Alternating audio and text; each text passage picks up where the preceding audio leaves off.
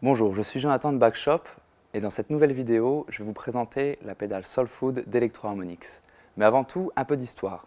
Dans le milieu des années 90, apparaît une nouvelle pédale, la Clone Centaur. Cette pédale proposait un son clean boost, un son qui se rapproche de l'overdrive. Le signal de la guitare était alors boosté avant d'arriver dans l'ampli et le signal qui devait être traité par l'ampli était alors plus important, ce qui avait pour but de le faire saturer.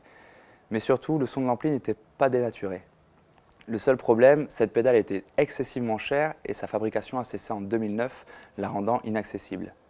Electro Harmonix a trouvé la solution, elle a conçu une pédale similaire à un prix bien plus abordable, la Soul Food. La Soul Food d'Electro Harmonix est donc une pédale inspirée clairement de la Clone Centaur. Elle vous donne un son transparent qui vous permettra de faire ressortir le son de votre guitare dans le mix global. Vous aurez le choix entre un son crunchy ou un son type clean boost. Sur la face avant de la pédale, on retrouve les potentiomètres de réglage assez basiques. Tout d'abord, le potentiomètre volume qui va vous permettre de gérer le niveau de sortie de la pédale. Ensuite, le potentiomètre drive qui lui va vous donner vraiment une large gamme de sonorités. À vous de jouer un peu avec pour trouver le son qu'il vous faut. Mais globalement, si vous le tournez au maximum vers la gauche, vous aurez un son type clean boost. Et en le tournant au maximum vers la droite, vous aurez vraiment une distorsion classique. Et ensuite, on a le potentiomètre treble qui lui va jouer le rôle de gestion de la tonalité. Quand vous le mettrez sur MIDI, le ton sera neutre. En le tournant vers la gauche, ça va faire ressortir les basses et en le tournant vers la droite, ça va réduire les basses et mettre en avant les aigus du son de votre guitare. On retrouve ensuite le foot switch pour activer ou désactiver la pédale. Voyons maintenant ce que la Soul Food d'Electro Harmonix a dans le ventre. Pour commencer, je vais jouer avec le son de ma guitare seule.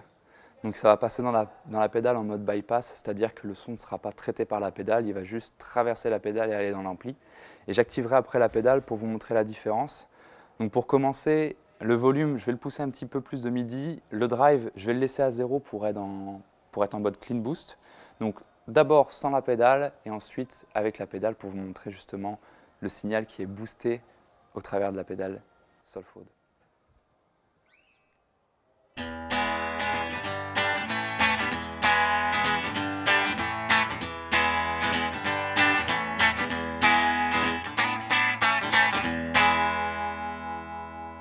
Et maintenant, avec la pédale.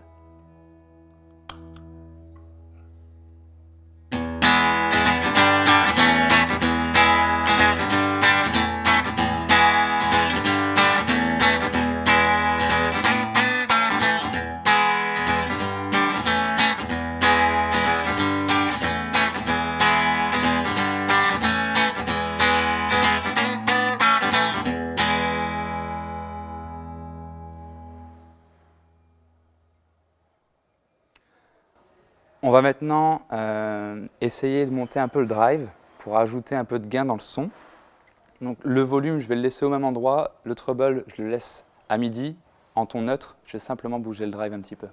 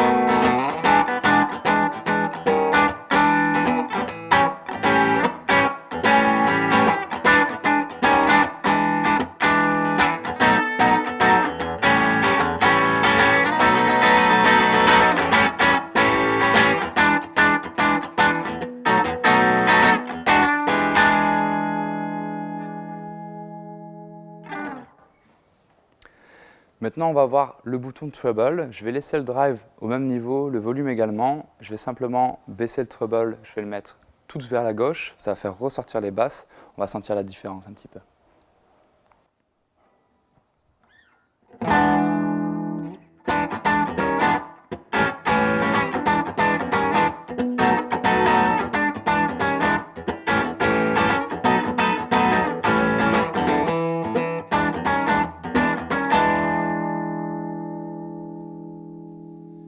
maintenant, on va le pousser, le treble, quasiment au maximum pour sentir la différence. Donc les basses vont être réduites et les aigus, eux, vont être mis en avant.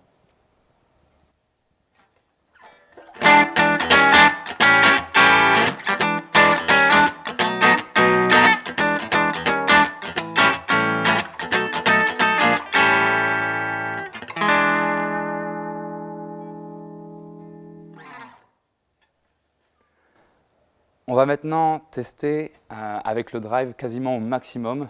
Donc je remets le treble au milieu pour avoir un ton neutre. Je vais baisser un peu le volume parce qu'on va rajouter du gain avec le drive, donc ça va vraiment pousser un peu plus fort. Et on va voir ce que ça donne.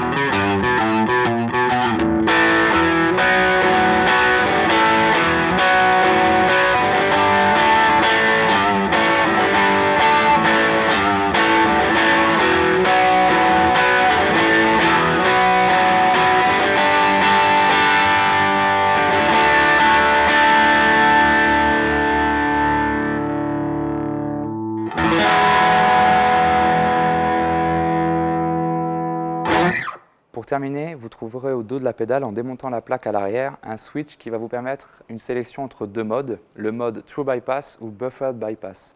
Par défaut, la pédale est en True Bypass. La différence entre les deux modes, c'est qu'en True Bypass, le signal passera dans la pédale sans être traité par la pédale. En Buffered Bypass, il passera dans la pédale, mais également dans un circuit de haute qualité qui aura pour but de rehausser le signal. Donc à la sortie, le signal qui ira dans l'ampli sera rehaussé, même lorsque la pédale ne sera pas enclenchée. Voilà, on a fait le tour de la pédale, elle est vraiment super intéressante, la sonorité est vraiment top. Surtout le drive, super intéressant de jouer avec le drive pour chercher le son qu'il faut. Si vous avez besoin de plus d'informations sur cette pédale, vous pouvez cliquer sur le lien en haut à droite ou au bas de la vidéo. Merci d'avoir regardé cette vidéo, n'hésitez pas à vous abonner à notre chaîne YouTube. Je vous dis à bientôt pour de nouvelles vidéos et rendez-vous sur backshop.fr.